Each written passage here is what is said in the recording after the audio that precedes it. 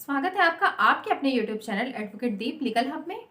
आज के इस वीडियो में हम बात करेंगे कि मुफ्त वकील आप कैसे पा सकते हैं। कई बार लोगों के कमेंट्स ऐसे आते हैं कि मैम मेरे पास इतना पैसा नहीं है कि हम वकील कर सकें, या फिर बहुत सारे लोग ऐसे भी होते हैं जो व्हाट्सएप पर भी मैसेज बहुत लोगों के आते हैं। उनका ये कहना होता है कि जो वकील है वो बहुत ज़्यादा फीस चार्ज कर रहे हैं, तो हमारे पास इतनी इनकम नहीं है कि हम अपने केस को ऐसे वकीलों को दे सकें जो कि इतनी ज़्यादा फीस चार्ज करते हैं। आपको, अगर आप मुफ्त में वकील नहीं करते और आप उस कैटेगरी में भी नहीं आते कि आपको मुफ्त में वकील मिल सकें, तो बहुत सारे वकील ऐसे भी होते हैं जिनकी फीस कम होती है और उनके पास नॉलेज भी बहुत ज़्यादा होती है, लेकिन उनका नाम नहीं होता है। तो इसके लिए आपको क्या ज़रूरत होती है कि आप ऐसे वकीलों का पता लगाइए अपने आसपास के।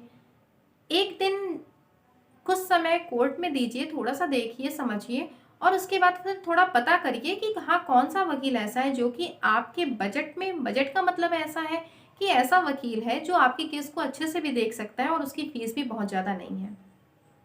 वकीलों की फीस की अगर हम बात करते हैं तो ये कहीं पे भी कोई क्राइटेरिया नहीं बना हुआ है कि कोई वकील कितनी फीस चार्ज करता है। हर कोई अपने अपने नॉलेज के हिसाब से, या फिर अपने ये भी कह सकते हैं कि बहुत सारे वकील ऐसे हैं जो कि एक्सपीरियंस्ड हैं, बहुत ज़्यादा एक्सपीरियंस्ड हैं, तो उनकी जो फीस होती है वो बहुत ज़्यादा हाई होती है। इस वजह से, क्योंकि उन्हें एक्सपीरियंस इतने साल का हो जाता है कि वो ज़्यादा फीस भी अगर चार्ज करते हैं तो उनके जो क्लाइंट्स हैं वो उनको उस उतनी फीस दे करके अपने केसेस को दे देते हैं। लेकिन हर किसी के लिए यह संभव नहीं हो पाता कि हर कोई बहुत ज़्यादा फीस दे करके अपने केस को लड़ पाए। तो इन सारी बातों को ध्यान में रखते हुए हमारे संविधान में ये प्रावधान भी किया गया है कि आपको मुफ्त कानूनी सहायता भी प्राप्त हो। 1837 में विधिक सेवा प्राधिकरण अधिनियम पारित किया गया था, जिसमें भारतीय संविधान में गरिमा में पूर्ण जीवन जीने की एक बात कही गई। भारतीय संविधान हमारा बहुत सारे ऐसे मौलिक अधिकार अपने नागरिकों को प्रदान करता है जिसके अनुसार वो एक गरिमामय जीवन जी सकते हैं। ऐसे जो भी नागरिक हैं हमारे भारत के, या कुछ जो अधिकार हैं, कुछ मौलिक अधिकार ऐसे भी हैं जो भारत के नागरिक नहीं है, उन्हें भी दिया गया है। आपको अपने अधिकारों के बारे में पता नहीं होता, इसलिए आपको कई बार आपको दर दर भटकना पड़ता है, या हम ये भी कह सकते हैं कि कई बार आप न्याय मिलने से भी वंचित रह जाते हैं, क्योंकि आपको पता ही नहीं कि आप मुफ्त वकील आप कैसे पा सकते हैं, या फिर आप किस तरह से अपने लिए न्याय की मांग आप कर सकते हैं। आर्टिकल 21 जो है वो आपके इस अधिकार को संरक्षित करता है। संविधान का आर्टिकल 21 जिसमें जीने का अधिकार बताया गया है, उसी में यह भी बात कही गई है कि व्यक्ति को न्याय से वंचित नहीं किया जाना चाहिए। न्याय से वंचित नहीं किया जाना चाहिए मतलब हर व्यक्ति को न्याय पाने का अधिकार है। इसी के साथ साथ जो संविधान का जो आर्टिकल है, आर्टिकल 21 अनुच्छेद 21, और इसी के अतिरिक्त एक और अनुच्छेद है 39A, 39A जो है वो भी ये बात करता है कि राज्य की ड्यूटी है कि ऐसे प्रावधान बनाए जिससे कि हर नागरिक को न्याय मिल सके। हर नागरिक को न्याय मिल सके का मतलब इसमें क्या होगा, अगर हम इसे नॉर्मली अगर हम समझें, हम इसे साधारण शब्दों में समझें, तो ये क्या कहता है, ये जो अनुच्छेद है वो ये कहता है कि ऐसे व्यक्ति जिनके पास इतनी सुविधा नहीं है, जो कि साधन संपन्न नहीं है कि वो अपने केस को किसी वकील को दे सकें और उन्हें उनकी फीस दे सकें, तो ऐसे व्यक्तियों को भी न्याय पाने का अधिकार है। मुफ्त कानूनी सहायता उन्हें भी मिलनी चाहिए। ये कौन कहता है? ये आपका संविधान का अनुच्छेद 39A कहता है, 39A कहता है। साथ ही अनुच्छेद जो 21 है वो भी कहता है कि जो नागरिक हैं उनके जो अधिकार हैं वो उनको संरक्षित किया जाए, उनको न्याय प्रदान किया जाए। एक न्यायमूर्ति हैं कृष्ण अय्यर, उनका कहना है कि मुफ्त कानूनी सहायता प्रदान करना हर वकील का मौलिक कर्तव्य होता है। मतलब कि हर वकील का ये मौलिक कर्तव्य है कि वो मुफ्त कानूनी सहायता प्रदान करे। इसके साथ ही सीपीसी भी इस बात को कहता है कि मुफ्त कानूनी सहायता मिलनी चाहिए। अब ये जो मुफ्त कानूनी सहायता होती है ये कौन देगा? तो ये देंगे आपके न्याय मित्र।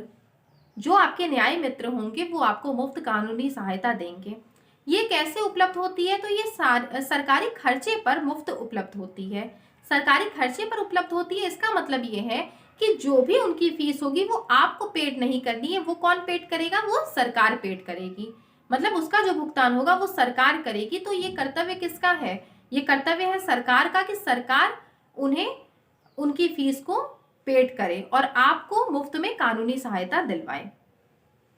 इसके लिए पात्र कौन कौन है? मतलब कौन कौन से ऐसे व्यक्ति हैं जो कि मुफ्त में कानूनी सहायता की मांग कर सकते हैं। तो इसमें देखिए, इसमें कैटेगरी बताई गई है। SC ST जो होंगे उन्हें मुफ्त कानूनी सहायता प्राप्त करने का अधिकार है। इसके बाद कोई भी व्यक्ति जो कि इस समुदाय का होगा, मतलब SC ST समुदाय से कोई भी व्यक्ति जो होगा वो उससे मुफ्त सहायता मिलने का अधिकार है। इसके बाद कोई भी भिखारी, जो भी कोई भिखारी होंगे तो उन्हें मुफ्त कानूनी सहायता मिलने का अधिकार है।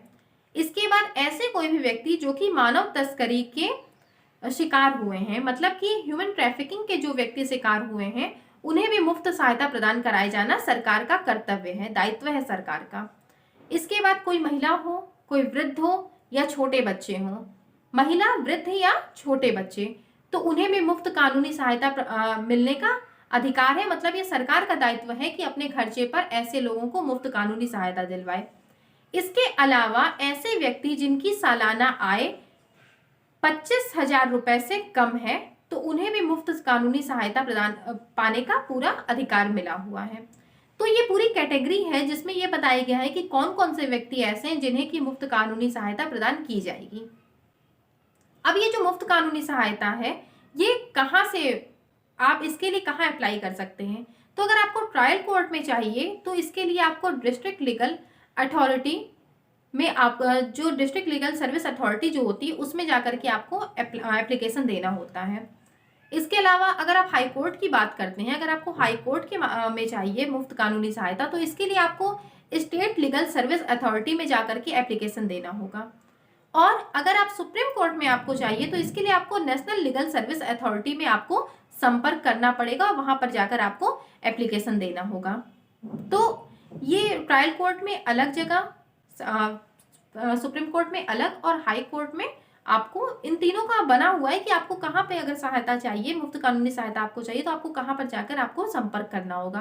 तो ये जो सर्विस अथॉरिटी जो होती हैं वो आपके कोर्ट के पास ही आपको मिल जाएंगी। आप थोड़ा सा अगर आप एफर्ट करते हैं, आप गूगल पर भी अगर आप सर्च करते हैं तो आपको पता चल जाएगा कि कहाँ पर अवेलेबल होगा, आपको कहाँ पर जाकर के एप्लीकेशन देना होगा। देखिए, ये मानना होता है कि न्याय केवल दिखना ही नहीं चाहिए बल्कि न्याय मिलना भी चाहिए और कोई भी व्यक्ति अपने कानूनी अधिकारों से और न्याय से वंचित न रहने पाए। इन्हीं सब चीजों को देखते हुए ये सारे जो प्रावधान हैं ये हमारे संविधान में किए गए हैं। अगर आपको एक बार अपने संविधान की पूरी नॉलेज हो जाएगी, आपको पूरी जानकारी हो जाएगी, तो आपको अपने भारतीय होने पर भी गर्व होगा, क्योंकि आपको सारे अधिकार दिए हुए हैं।